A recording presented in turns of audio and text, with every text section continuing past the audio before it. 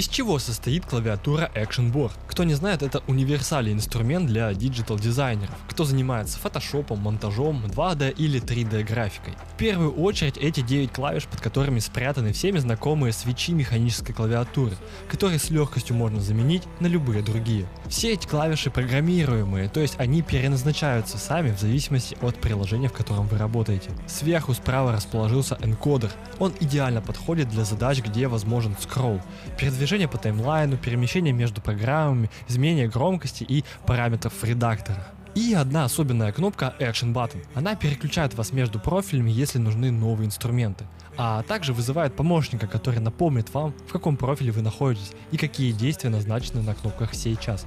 Еще больше информации об Action Board вы можете найти на сайте и даже стать одним из первых владельцев девайса.